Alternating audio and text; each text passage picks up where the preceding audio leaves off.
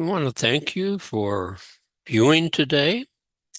I'm Bob Givens, and my wife and I, Barbara and I, are the Area Temple and Family History Advisors for the Fresno, California Coordinating Council.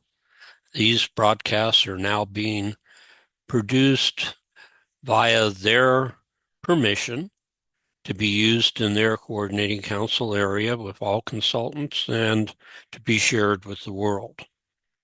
I just looked it up because we're starting a new year here in January of 2025 with this broadcast.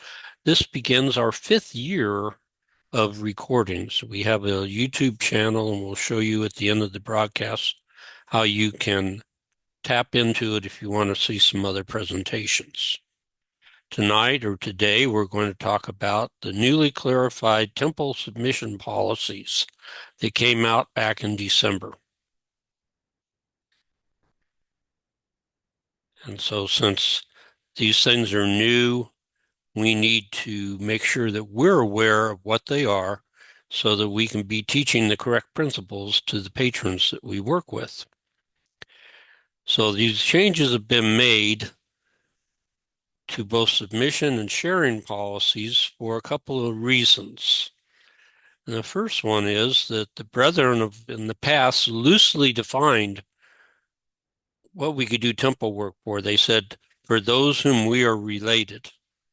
And this was kind of vague, and people would kind of take it the way they wanted to meet the goals that they had for themselves.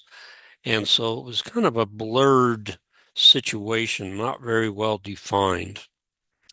And the second reason for this change is probably of our own making as patrons, at least some of us, not you and I, because I know you and I are the ones that follow the rules. But there's a lot of people out there that seem to have felt that the rules are good, but they don't apply to them. And there's been some people who have done what I call become the people that feel like they have to save the world.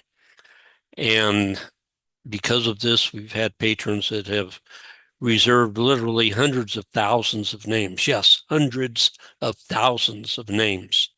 And back in the day, before they had the policy of how many names you could have or how many lines you could have in your reservation list, these names were basically tied up permanently because these people didn't have to share them, and they insisted that they were going to do them all themselves.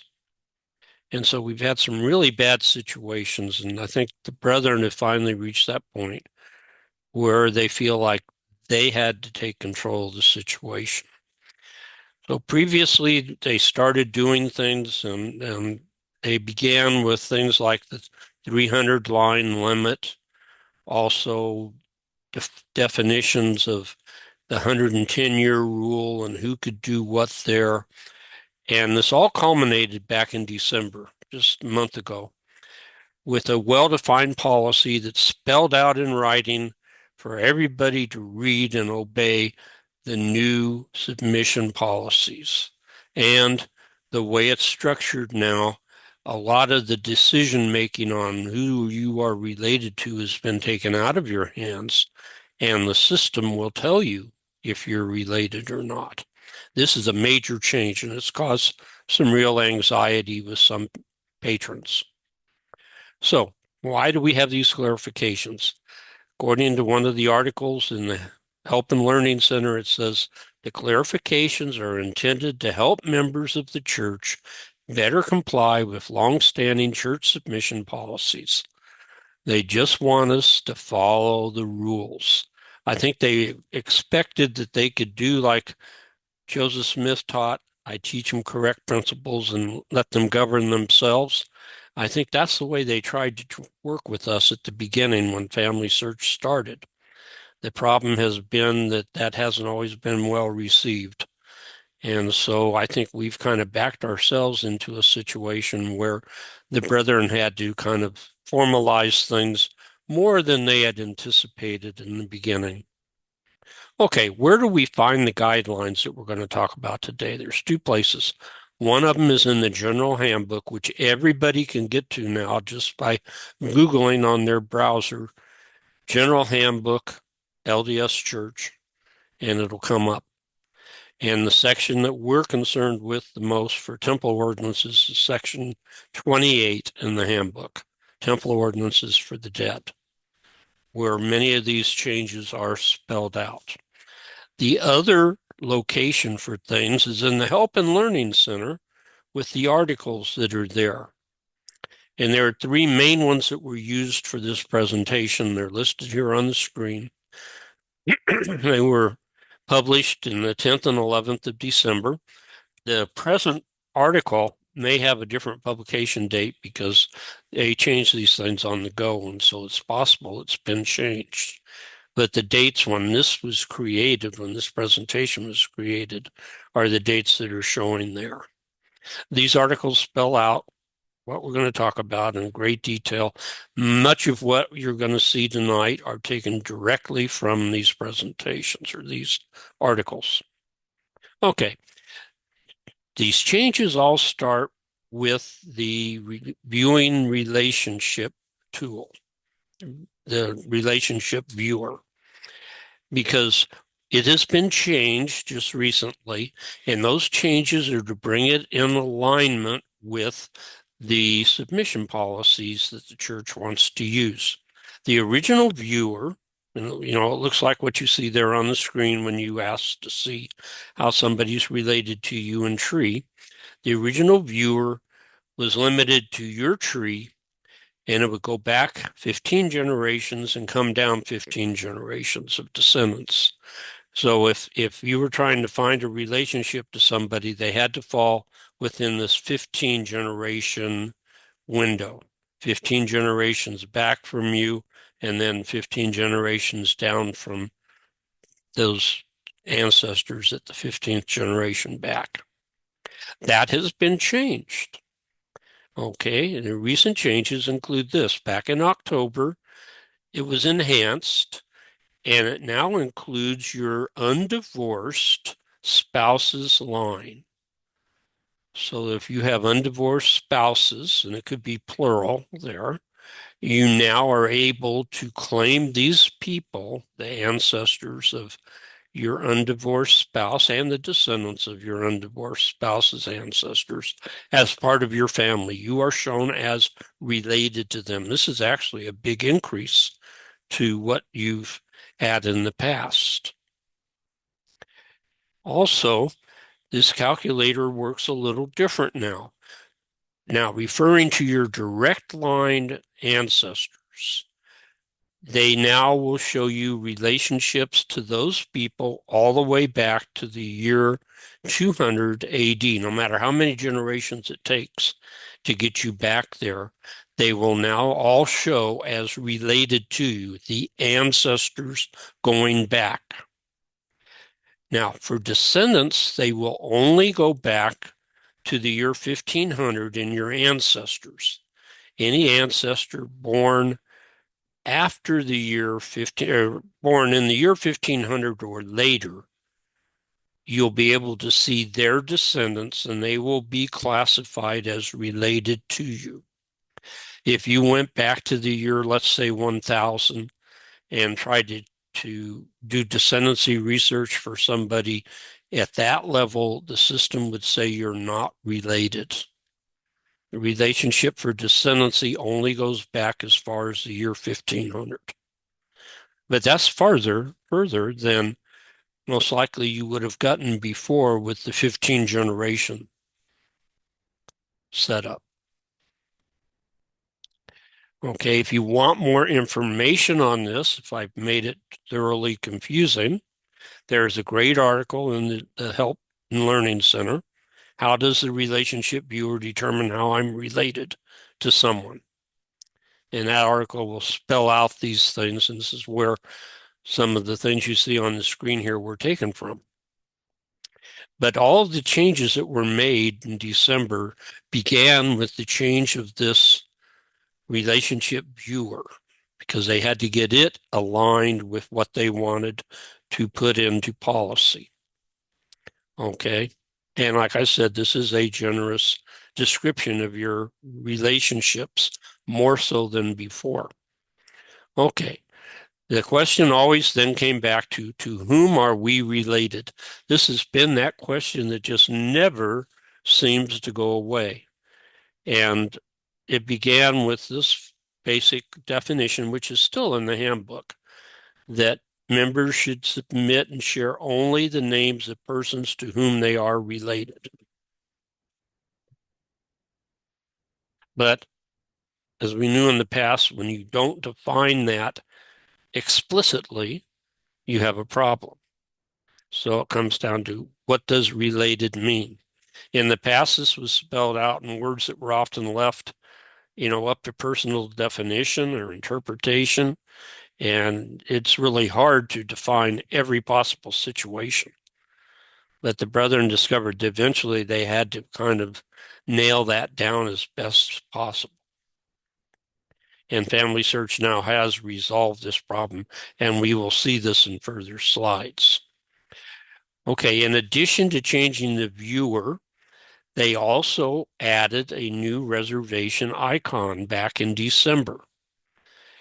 And this icon varies, the viewing of it varies depending on the relationship of the viewer and the person that's found in tree. So when you're looking at somebody in tree, I might see the ordinances available one way and you might see it in a totally different way. And it'll be determined on whether we are actually related to this person in tree. So from one of the articles, this is the information on this new icon. It says temple icons and ordinances status help users know if ordinances are completed and now if they are related. You'll see a new icon, the top one, which is a temple with a dotted line around it that's white and black. And it says this icon means a person's ordinance status is not available. Now, that not available status has several different meanings. And so a message will always appear with the explanation of why it's not available. And if the current user is not related to this person, it's going to say that in the message, and you'll see that in a minute. Now, when you see a green icon that doesn't have a clock, that means that the person's ordinances are needed and that you as a current user is related to this person and can reserve them. Now that's different. It used to just say that you could reserve them. You'll be able to reserve them now if in tree you are shown as related to the person. Okay, now the green temple icon with the clock identifies names that have been shared with the temple by somebody else. The current user can reserve these ordinances when they see them. Okay, so again, going back through this, that first one indicates that it's not available. One of the reasons could be you're not related. For the second one, it means you are related to that person. You can reserve those ordinances. And for the third one, the person who did the reserving had to have been related and then share the ordinance with the temple. Okay, so the original reserver had to be related, but anyone in tree, anyone with access to tree, whether they're related or not, are able to print the ordinances and do them. There's no restriction on anybody in tree to do that work, but to do the right reserving of it and sharing of it, that had to be by a person who was actually related. As you can see, things are getting a little more nailed down here. Okay, so a little more on this new icon. This is what it'll look like if you view somebody who is really not available because of your relationship. It'll say you must be related to request these ordinances. and then it refers you to the reservation policy. Okay. The question of if you are related is removed. The system will tell you if you're related or not. You don't get to decide it. That's a major change. That's where a lot of the issues are coming from that we're hearing from patrons. Thanks to the new relationship viewer, you'll actually find more people in tree will be showing as being related to you than in the past. But hopefully they're really just people related to you. And notice, since the system will now determine who's eligible for you to reserve for temple work, one, you need to make sure your tree is developed as far as possible. The further back you can grow your tree, the more people you'll be able to tap into as related. If your tree only goes back a couple of generations, you're going to be severely restricted to who you are related to. And the second one is, if you have places in the tree where there are either multiple parents for a person or multiple spouses for a person in tree, be sure you set the correct preferred relationships. I've got a ancestor who was a member of the church in the early days, and she was married. Her husband never joined the church, so she was sealed to Isaac Morley, who was one of the general authorities of the church in those days. That sealing shows up as a relationship in tree. I have to make sure if I want to see her husband's side of the tree, the one that's our biological ancestor, I've got to set that relationship as the preferred relationship, or his ancestors are no longer related to me. So you've got to watch for those things in your tree. Sometimes it's a matter of cleaning up things when there's more than one set of parents and there really shouldn't be. But in any case, make sure you've got that set and make sure you've grown the tree as far as you can. Now, clarifications are spelled out. You can also submit names for individuals showing below, and this is from one of the articles. Biological, adoptive, step, and foster family lines connected to your family and your undivorced spouse's family. Or descendants of your ancestors and descendants of your undivorced spouses follow these guidelines. And here's where they have finally spelled out what they want us to understand. One, you may submit descendant spouses. So if you've got cousins and they marry, you can submit those people that your cousins married or your aunts and uncles married.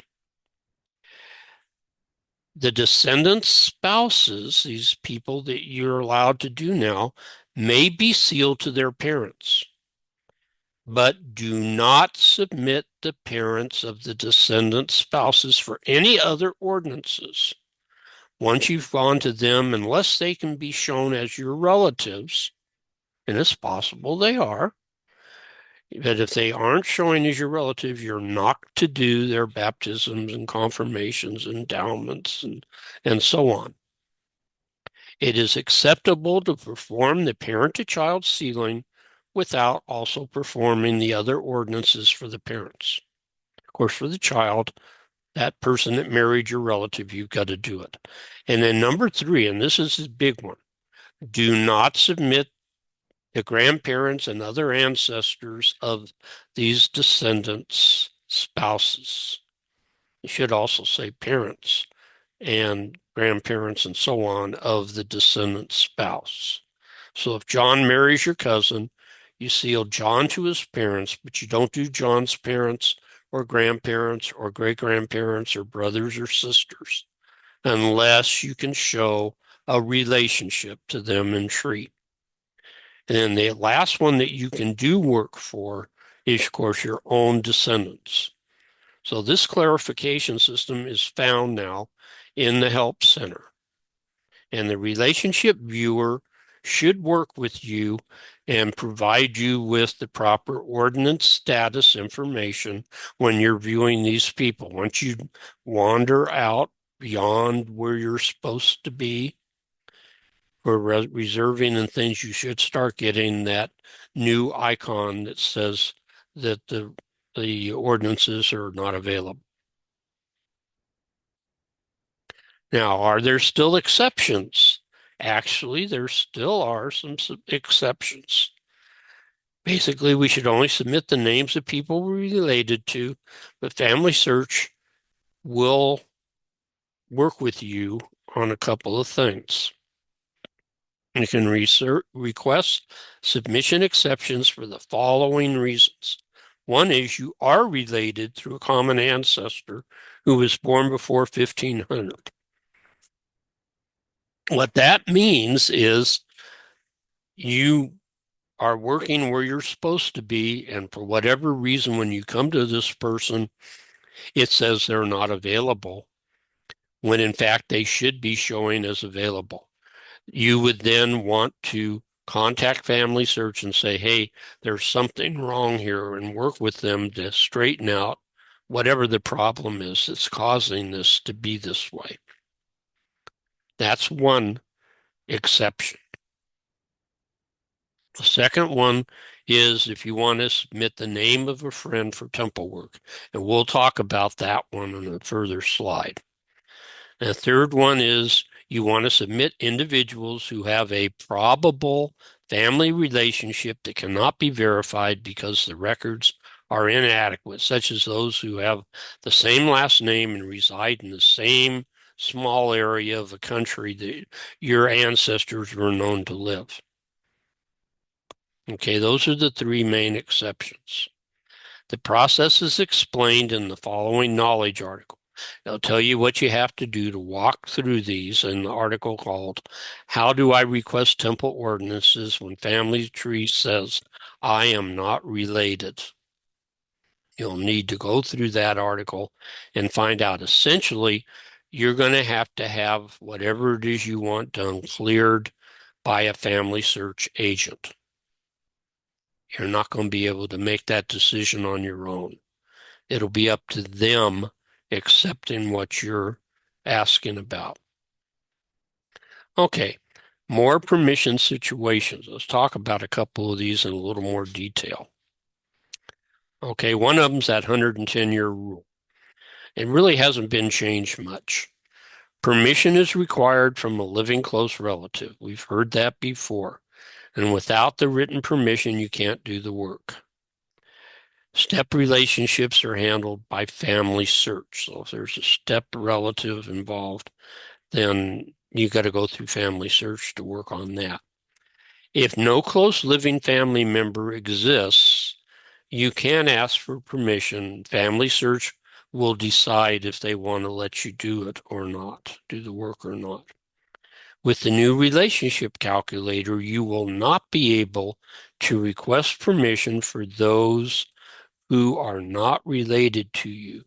So note, make sure that you've got all the living links in your version of the tree back to you so that you can show a relationship to these people. Because if you can't see that relationship in tree through living people placed in the right locations there, then the system's going to say you're not related, even if you are.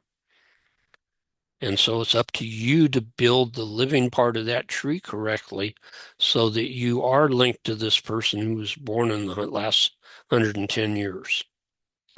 And the other one is this unrelated friend thing. And it's written out exactly like this. It says, you will have to have permission from a close living family member of that friend. If you can't obtain this written permission, or if there are no close living relatives, you will not be allowed to do this work. There is no exception to this policy. This is what the Help Center or Help and Learning Center article says. So be aware of that. There's no way around it. You go ahead and put the person in tree, build their tree back for a way so they're tied in, and just wait for some other relative to come along, or maybe you'll find that you're actually related to them if you can build them into their tree and it goes back far enough. But unless you can show a relationship, you're not going to be able to do it at all if they don't have any close living relatives who can give permission. Okay, some other frequently asked questions. Will any of these changes affect your current reservations? No. Even if the people now show is not related to you, they're not going to make any retroactive changes. No ex post facto part to this rule.